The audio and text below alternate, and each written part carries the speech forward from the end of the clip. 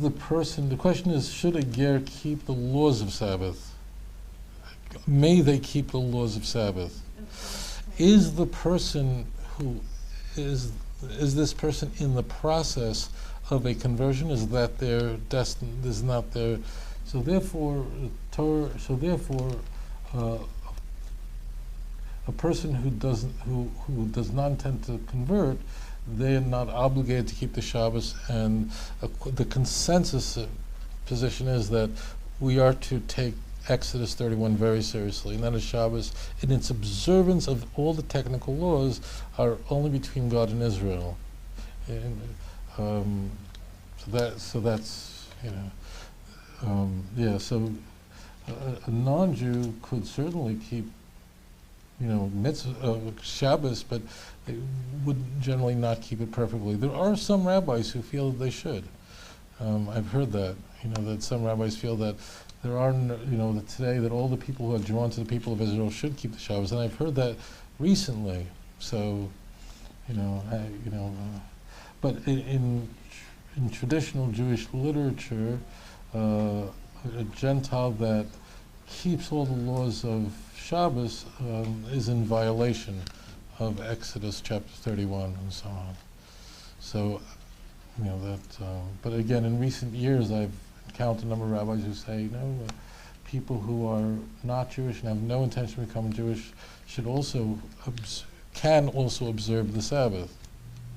So that I did the last time I was here say that what I understand is what I understand what's in the literature, and that is that a person who's not Jewish should not observe the Shabbos perfectly. As it turns out, observing Shabbos is so complicated. It really is. It's not complicated if you know what to do. If you don't know, it's unless you lay sitting on your bed and just don't move, you're almost certainly going to do something you don't even realize. You don't realize. And I sometimes wondered if maybe that was Hashem protecting Gentiles who seek to keep Shabbos, to making it so complex. Complex, not that you have to be a genius to know it, just if you don't know, because it's not work. Like, I can lift this up on Shabbos, carry it to the other side of the room, back and forth all day. I've not violated a thing. But it's not work or effort or anything. It's very specific types of behaviors. And it would just, if you just don't know, it would be, I think, just nearly impossible to observe Shabbos, unless you just didn't move. You just didn't move, and you had cold food in your bed and just sat there and just wore a diaper for 25 hours. So you'd have to know so much information, and maybe it is that complex. Maybe I never saw this written anywhere as a barrier to prevent Gentiles from B'nai Noah from observing the Shabbos. It doesn't, but don't conflate, please don't conflate celebrating Shabbos, rejoicing on Shabbos, do all those things on Shabbos, have a special Shabbos meal, all those things, do all that. Honor Shabbos in every way. And look what a great thing that Hashem did with the Jewish people. Because and you go, well, don't we have Shabbos back in Genesis chapter 2? Which is before the giving of the Torah, and that actually is the point. I encourage you to contrast Genesis 2 with the Ten Commandments, and what don't you have in Genesis chapter 2?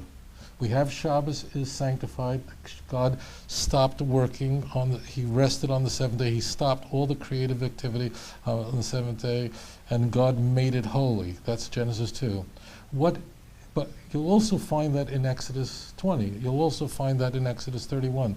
But what don't you have in Genesis 2 that you do have in Exodus 31? You don't have Israel, okay, one, and something even so glaring. There's right. Well, so let's make this simple. What does not exist in Genesis 2, which is held back, which we do find in Exodus 20 and 31. What is not there in Genesis 2? Bingo. There's no command in Genesis chapter 2 to observe the Torah. It just says that God stopped working, He sanctified the day. But as Rabbi Federer just said, it doesn't, there is nothing that it says, you therefore have to observe the Shabbos because God observes Shabbos. Because what's happening in Genesis, God is forging a royal family. A royal family is a people who are a light to the nations, who are a witness people.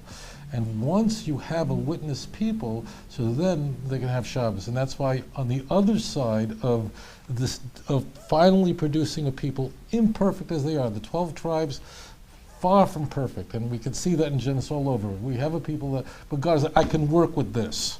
I cannot work with Esav. I can't work with Ishmael. But this group, every one of them has made mistakes, and those mistakes are highlighted in Genesis, right? Joseph's mistakes, Judah's mistakes, Reuven's many mistakes, but I can work with them.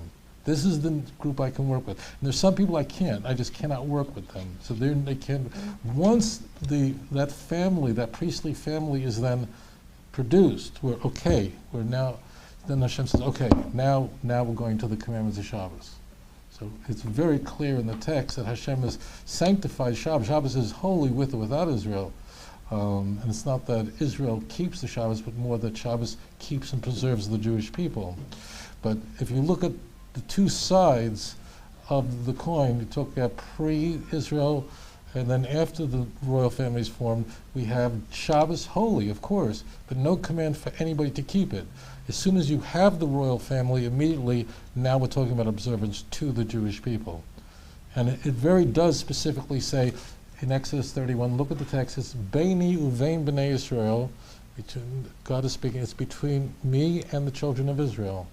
Osi liolam, it's an eternal covenant, okay? Kishesh is because on 6 days they created the world, and on the 7th they rested. So important was this to God that He did not want the nations to keep Shabbos, only the Jews.